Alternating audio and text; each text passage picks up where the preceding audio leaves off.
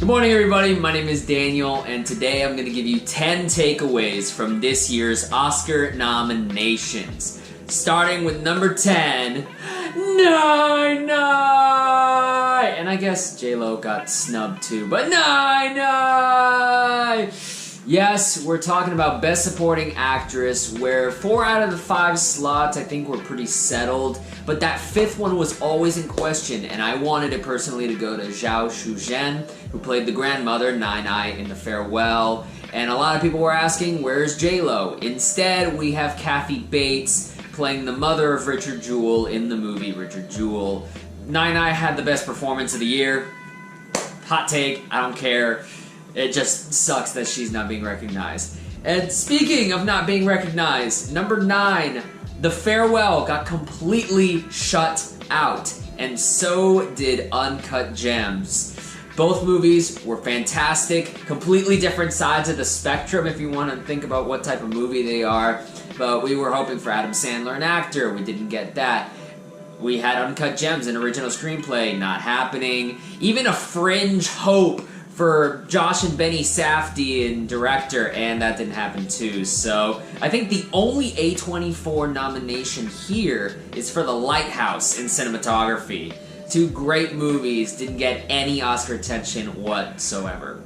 Number 8 revolves back to directors, and it's the wonderful little comment that Issa Rae made. You know, congratulations to those men. It was like a half a second focus on those men. It was a nice way to kind of bring to attention the lack of female nominees, especially in a year that was chock full of wonderful candidates, whether it be Celine Sciamma for Portrait of a Lady on Fire, Lulu Wang for The Farewell, Alma Harrell for Honey Boy, Olivia Wilde for Booksmart, and the list goes on. Maddie Diop for Atlantics. So many nominees that could have been possible, and again, we just got a bunch of dudes. And there's one dude that I'm pretty sure we could have kicked out and put a woman in there, but... Number 7. Can we have a 21 gun salute for Booksmart missing original screenplay? Number 6. Toy Story 4 got nominated for a song that legitimately sounds like a Randy Newman parody.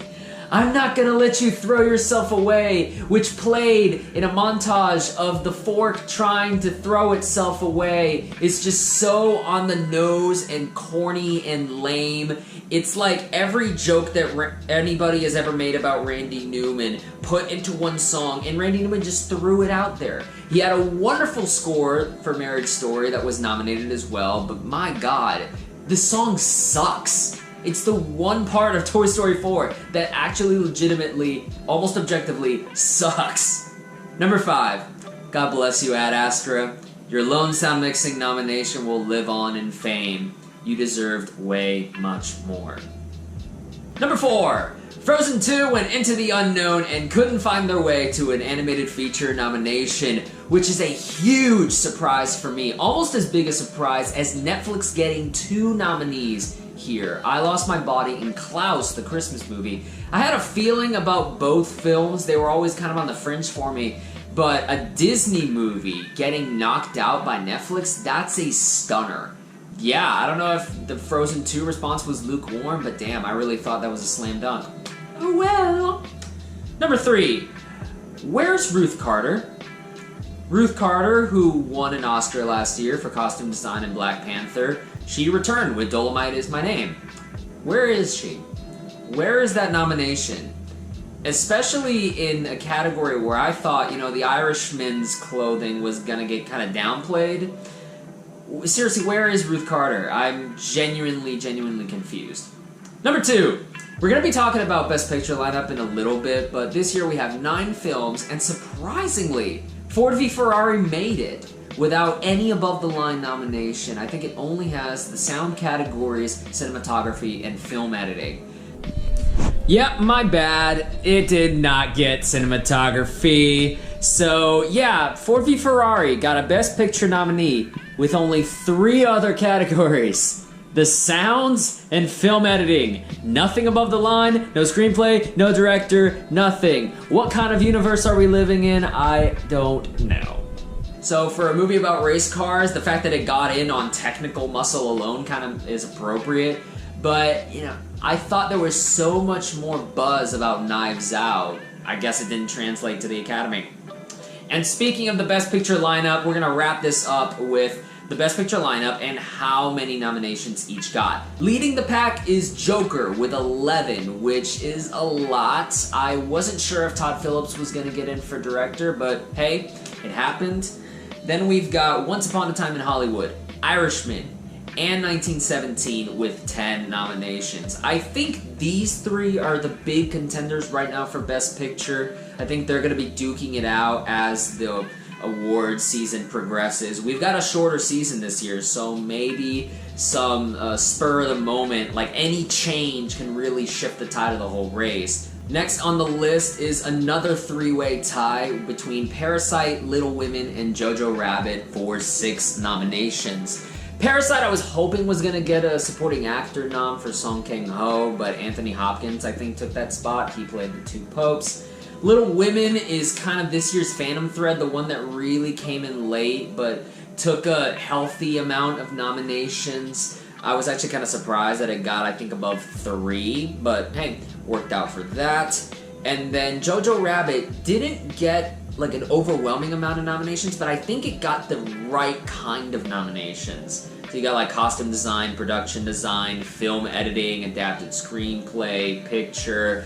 Like all of those nominations kind of build up and make like a healthy resume above the line and below the line. You've also got supporting actress, how could I forget, for Scarlett Johansson. So you've got pretty much a nomination in every kind of aspect of the Oscars that would build a Best Picture. Next up, we've got Marriage Story with 5 nominations, including Best Picture, Actor for Adam Driver, Actress for Scarlett Johansson, who's got the double nomination with Jojo Rabbit this year, the original screenplay, and the score.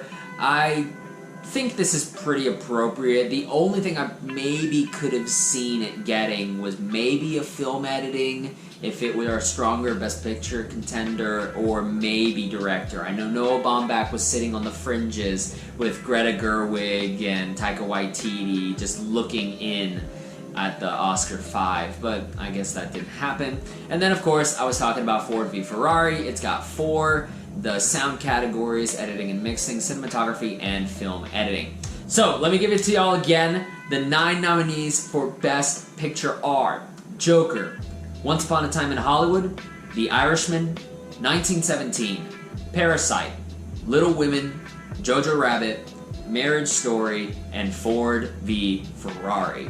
Of those nominees, I think I've only got 3 more to watch, which is Little Women, Jojo Rabbit, and 1917.